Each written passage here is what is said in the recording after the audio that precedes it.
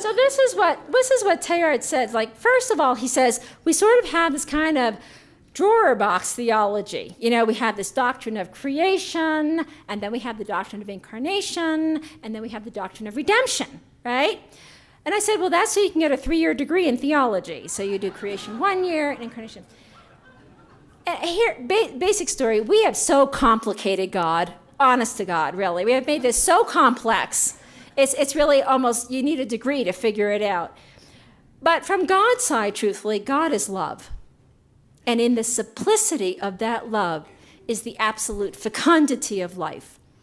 God has willed to share that love from all eternity, you know, and we call that creation and incarnation. God has willed to enter into. What artist doesn't enter into their art? You know, how do you have a total objective piece of art without the artist? Because we always identify art by the artist. Oh yeah, that's a Jasper Johns piece, you know, or that's a Chihuly. What's a Chihuly? You know, so, right, so we know these things. I mean, the lamp doesn't tell us, you know, hey, I'm a Chihuly. We know it because the artist is imprinted in the art, and that's the same thing with creation, incarnation. Divinity is imprinted in nature.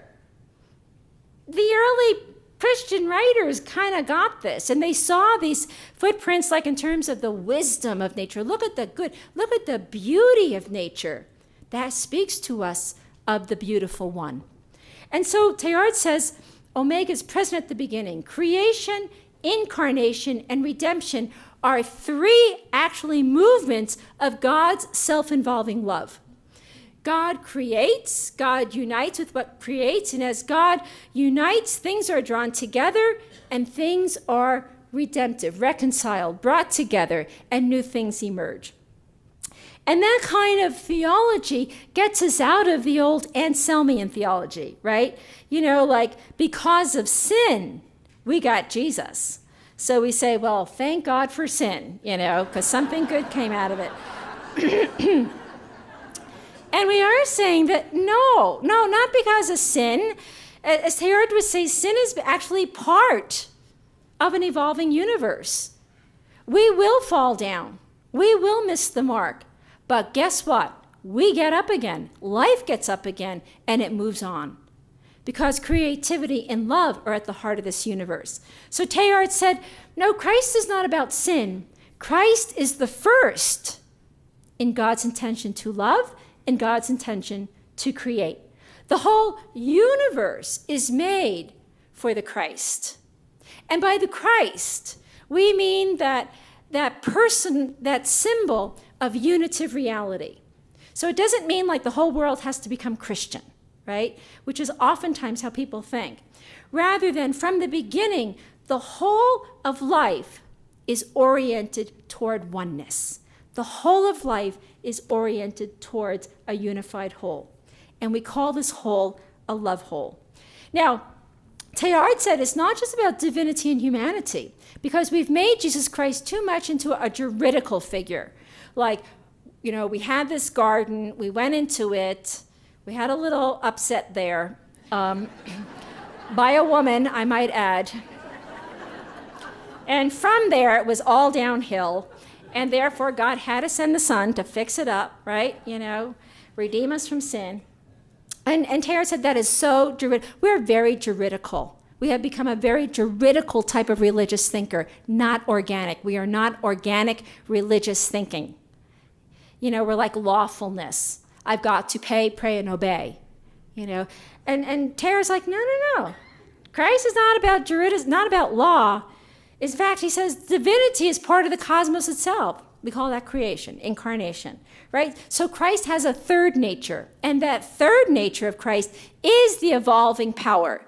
He calls this Christ evolver. Christ the evolver is Christ Omega. So God, you know, if we say, well, what moves this evolution? Why are we here? And we're saying from a faith perspective, God is the power at the heart of it. Now Teilhard said, look at this. Step back, look at this evolution, this big sweep of unfolding life from the Big Bang on. We go from simple to complex life, from inanimate to animate, from prokaryotic to eukaryotic. What the heck is going on? And scientists would say, well, it just happens to be this way. Teilhard is saying, no, there's something more than just mechanical blind processes. He calls this cosmic personalization.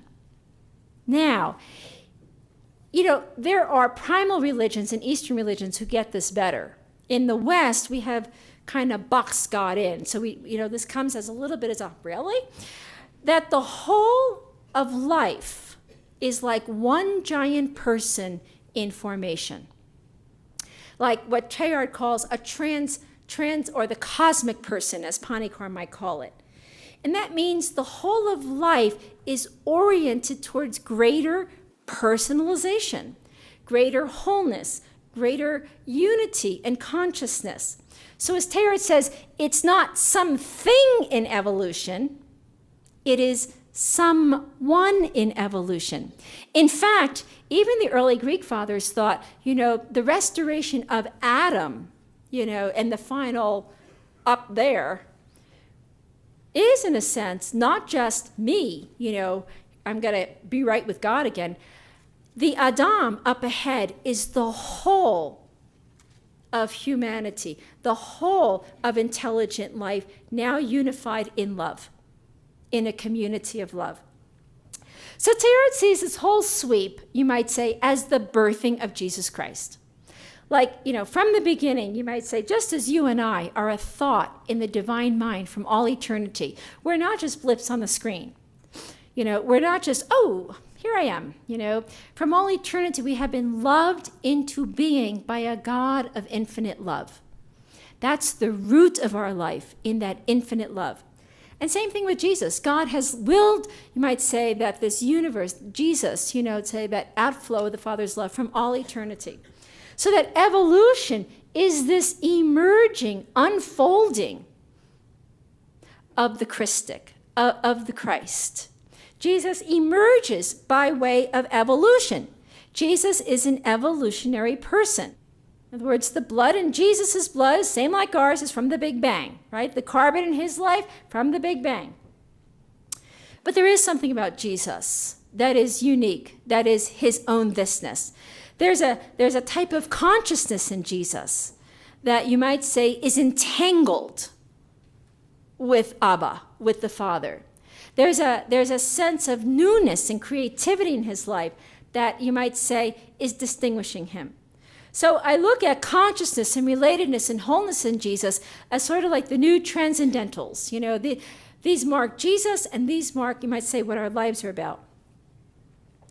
With Jesus, I think what we find most is a new level of awareness, right? As we said before, he enters into the scene like the little kid who grew up, born in Bethlehem, grew up in a little shanty town as a carpenter's son, and then one day, walks into the temple and does, an outrageous thing. He reads from Scripture. And, of course, this is like us going, and, it'd be like me going into church one day and going up to the altar and saying, would you move aside, please, I mean, right? You never know. But all I'm just saying, stay tuned, anything's possible. It was the unthinkable, right? And they're like, wow. Okay, this is the faithful Jew, but he has a new sense of God's immediacy. He has a new sense of God's presence, and there's something about Jesus with a freedom and a responsibility that was radically new. So we can say God breaks through in the life of Jesus in an explicit way. He is a theophany in this way.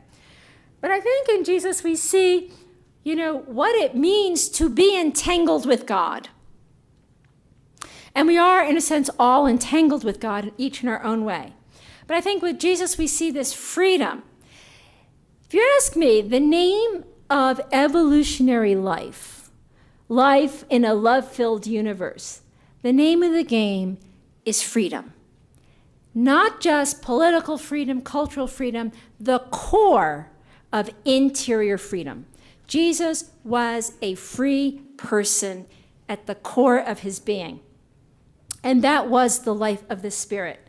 And that's why I do think he lived on a new level of consciousness, We know that when we are living in that core freedom, anything can happen, and life will happen, but we know we belong to God, to the earth, to one another, and nothing will take that away from us.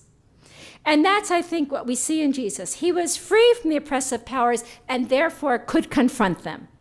He was, you might say, what Thomas Merton called the fully integrated one. His mind, you might say, was one with his heart, and his heart was deeply entangled with the heart of God, with the heart of the Father. The Father and I are one. And so we see Jesus entering this evolutionary flow with a newness, a creativity, a new direction. You know, and what's so amazing about it, the whole of gospel life is all about future. The whole thing is about new creation. But we've made it so old, you know, really old. It's like, this is what Jesus did. You know, this is what the Christians were. This is what church was. And it's like, oh, gosh, really? You know, it's like living at a museum. And the whole thing is, Jesus is about a new mind, a new heart, something new. God is future. God is breaking in, something new on the horizon. And so I think, you know, with Jesus, we see a new relationality, right? He reached out where no one else did. He reached out because he saw there was no separation between himself and others. He could, you know, reach out to the blind man, reach out to the Syrophoenician woman. He could reach out to lepers. He can embrace them, you know, as part of himself. Because I think he had a deep consciousness of belonging to the whole. And here's the thing about Jesus. Here's the thing about Jesus in evolutionary life. It is a new structure of existence, right? And I think with Jesus, we see this move from just being an individual Jew, faithful to the law, to being a person of unbounded energy, or what Beatrice Brutto calls spondic energy. An energy that's not sort of defined by my culture or my environment, or this is what the church says, but a person of unbounded energy radiating out of a deep free center. I am, may you be. I am, may you be. That should be our new mantra, by the way. So that Jesus is always living on the interface between the present and the future. The I am, may you be is the act of making a new future. That's Christian life. Christian life is a new structure of consciousness living on the threshold of a new future. So we call this, and what Beatrice Brutto calls this, transcendent personhood. Here's, I think, part of the good news for us. We are in evolution. We are being created. Even when we say I, you know, the I. The I is not a fixed I. The I is a center of ongoing activity. God is creating that I.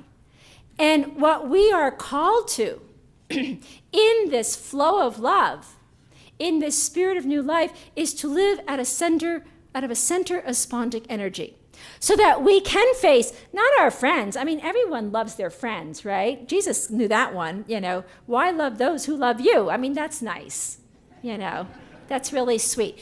The whole point is, the reconciliation part is loving the enemy, right? That's the hard part. That's the part where, like, oh, really? Do we have to do this? You know, I really, you know, deep hurts, right? Deep hurts that have cut through our lives. Deep rejections that have really maybe impacted our future. How do we forgive when we have been deeply hurt, deeply wrong?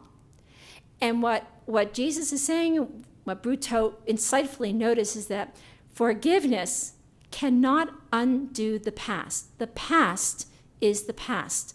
Forgiveness is the act of love for the sake of a new future. We forgive not to reconcile the past. We forgive because we are on the cusp of a new future. And the only way for us to go forward is into the future. And we go forward either together or in conflict with one another. And that's what Jesus is about. That's why his death and resurrection is that fullest explosion of love. The I am, may you be, even to those who nailed him to the cross.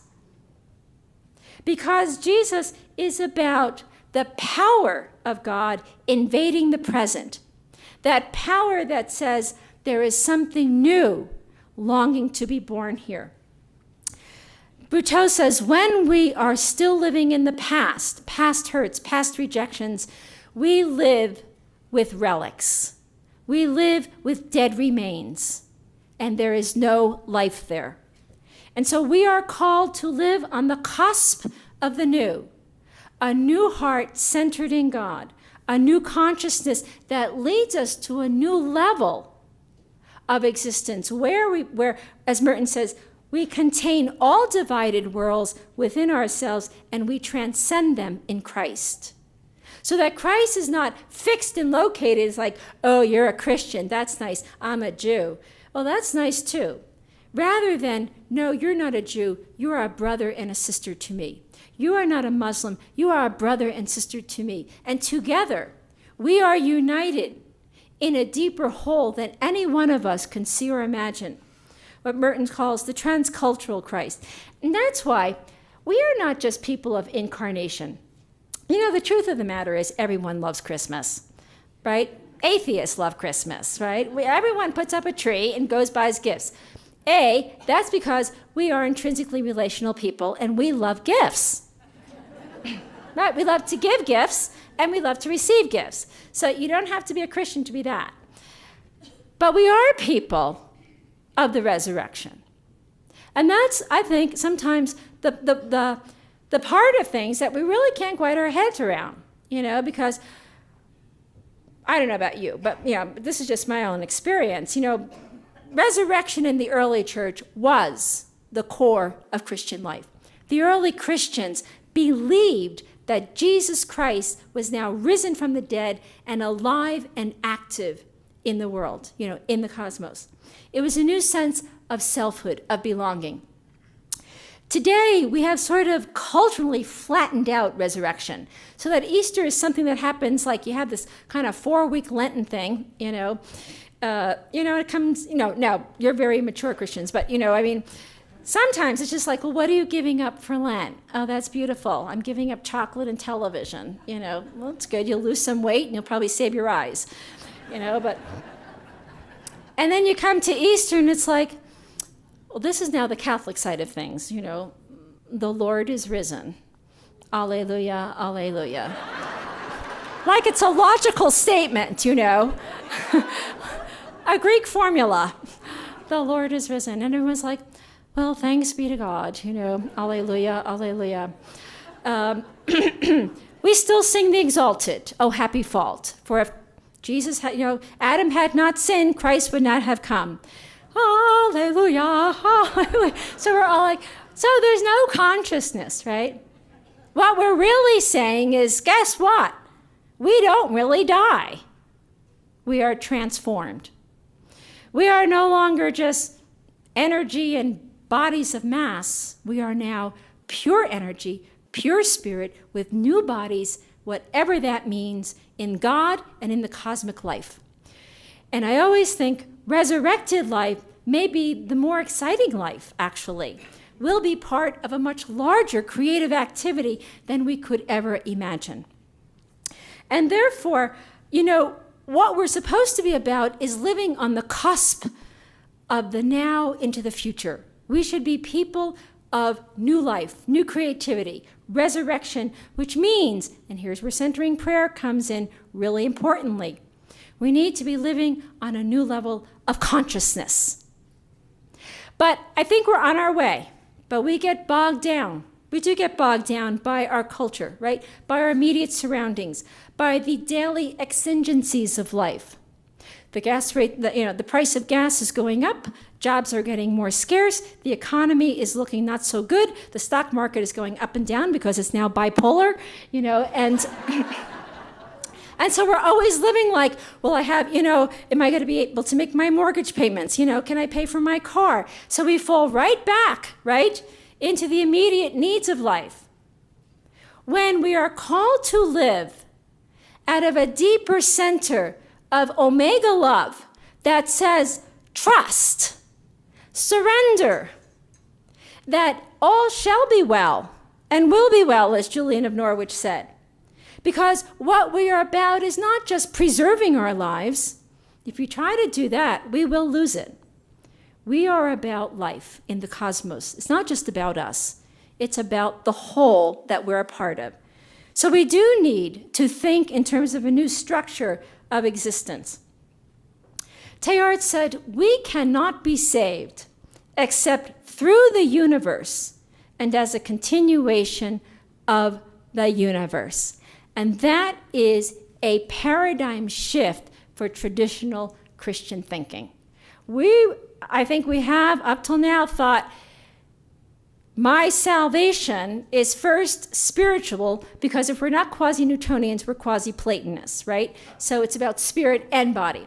So, soul and body. So, to be saved is something spiritual. It's something otherworldly. It's something that Jesus is going to do, and at the end of time, I'm going to join in that heavenly choir, with the angels and the saints, and we're just going to have one big Nova Nation party. It's going to be one great NCAA championship for the rest of eternity, because we're on the winning team. Teilhard's like, nope, we are part of a cosmic whole, a whole that is wholly in God, that God is wholly immersed into, a whole that will continue to become more whole, more unified, more conscious in a way that we could never imagine. And therefore, we need to widen the creativity in our own lives at this moment, to let go and let God be God, because God actually likes being God. And allow ourselves to be free to dream a new world ahead. We have the power to do it. We have the capacity to do it, but do we have the desire? We'll take that up in the afternoon. Thanks.